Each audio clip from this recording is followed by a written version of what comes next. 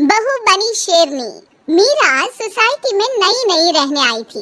एक रोज उसकी पड़ोसन कहती है, हाय, मेरा नाम तमन्ना है, मैं पास के घर में रहती हूँ।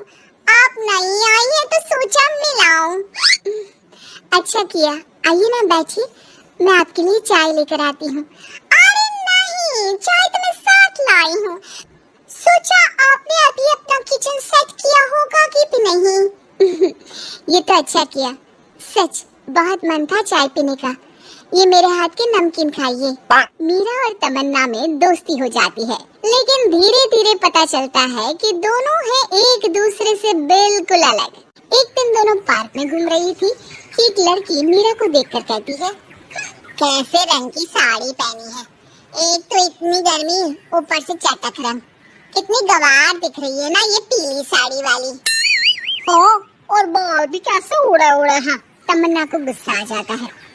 हाँ, तो उसके उड़े हैं ना, तुम लोगों को क्यों जलन हो रही है?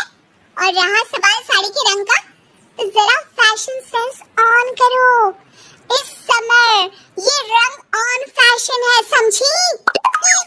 वो दोनों लड़कियां तमन्ना से लड़ने आ जाती हैं कि अरे छोड़ ना, जी रहने दीजिए। हाँ, सही कह रही हैं, खराब ही तो है मेरे बाल और साड़ी, आप प्लीज जाइए यहाँ से। अरे क्यों इतना स्वीट बनती है तू सबसे? हर किसी को जवाब दिया करना।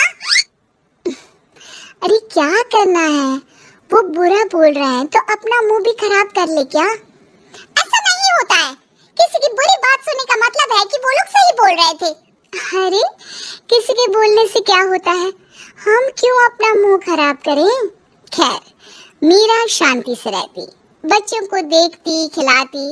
उसका पति काम के सिलसिले से हमेशा बाहर ही रहता था, तो वो कोशिश करती कि उसके बच्चों को किसी भी चीज की कमी ना हो। एक रोज सास कहती है, अरे सारा दिन बच्चों में लगी रहती है। पता है बेटा यहाँ नहीं रहता मेरा, लेकिन मजाल है कि ये मेरा ख्याल रख ले। माफ करिए माँ जी, वो मयंक को स्पीच थेरेपी दिलाने ले गई थी, मैं अभी आपकी चाय बना देती हूँ। अरे चाय नहीं चाहिए, चाय पिला पिला कर मार दे तू। तेरे बाप ने बोला था कि शादी के वक्त 2 लाख देने के लिए, अभी तक 1 लाख दिए हैं, बाकी के पैसा कब देगा? बच्चे हो गए लेकिन दहेज पूरा नहीं दिया। माँ जी, वो पैसे उन्होंने मयंक के पापा को बिजनेस लगाने में जो मदद की थी ना, उसमें दे दिए थे। अरे वाह जी वाह, उसमें तो देना ही पड़ेगा ना, वो तो अलग से पैसे थे। तू रोज खाती है पीती है, उसके पैसे कहाँ से आएंगे? और ये तेरे बच्चे। तभी मीरा को गुस्सा आ जाता है, वो सास को आंख दिखाती है और सास कुछ सोचकर वहाँ से निकल जाती है। तभी वहाँ मीरा की दोस्त आ जाती है। क्या कह रही थी? कौन से पैसे ले लिए तेरे पापा ने?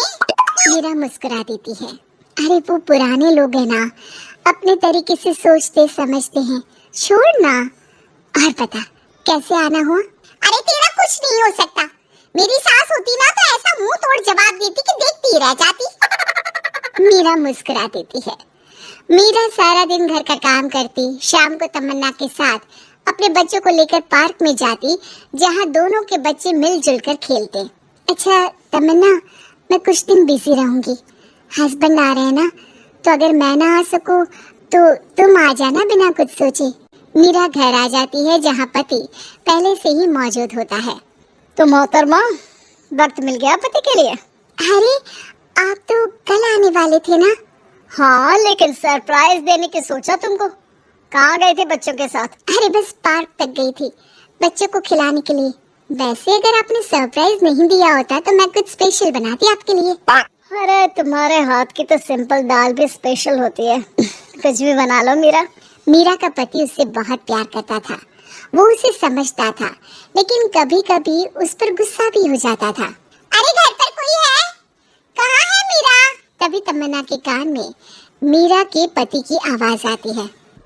यार बच्चे बच्चे, हमेशा तुम्हारा ध्यान बच्चों पर रहता है। चलो ठीक भी है, लेकिन मेरा भी तो सोचो। तुम्हें कौन सी शर्ट साफ करने को कहा था और तुमने कौन सी कर दी? यार पता नहीं ध्यान कहाँ रहता है तुम्हारा, जरा सी भी स्मार्टनेस नाम की चीज नहीं है। न बोलना आता है ना समझना। मुझे आपने सफेद शर्ट साफ करने को कहा था, ये सफेद ही तो है। अरे पागल औरत, मुंह से सफेद निकल गया होगा, ये नीली करनी थी।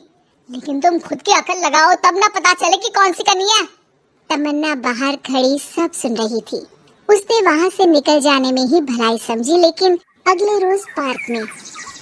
देखो, मुझे गलत मत समझना, मैं ये नहीं कह रही हूँ कि तुम अपने पति से लड़ो या उसका मुंह तोड़ दो, लेकिन अपनी बात रखना तो सीखो।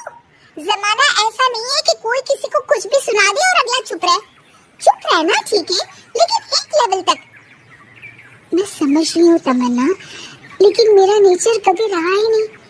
हाँ, मुझे भी गुस्सा आ जाता है, लगता है गलती कहाँ है, पर समझ में ही नहीं आता कि बोलूं क्या। खैर, बात आई गई हो जाती है। एक दिन मीरा के घर में बैठ तमन्ना और मीरा चाय पी रहे होते हैं कि वहाँ मीरा का बेटा रोते हुए आता है। मीरा घबरा जाती है। क्या हुआ बेटा? बेटे का रो रो कर बुरा हाल होता है, वो सिसकियां भर रहा होता है। क्या हुआ बेटा, कुछ तो बताओ। तभी पीछे से मीरा की बेटी भी आ जाती है। क्या हुआ भाई को बेटा? माँ, नीचे एक अंकल ने उसकी हंसी उड़ाई, उसे तोतला बोला।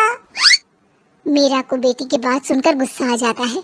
वो दौड़कर पार्क में बेटी के साथ जाती है। तमन्ना भी मीरा के पीछे जाती है। कौन थे अंकल? हाँ, वो लाल शर्ट वाले। क्या आपने मेरे बेटे को तोतला बोला? हाँ, क्योंकि वो तोतला रहा था। तोतला कहेगा। मीरा गुस्से से लाल हो जाती है और जोर जोर से चिल्लाने लगती है।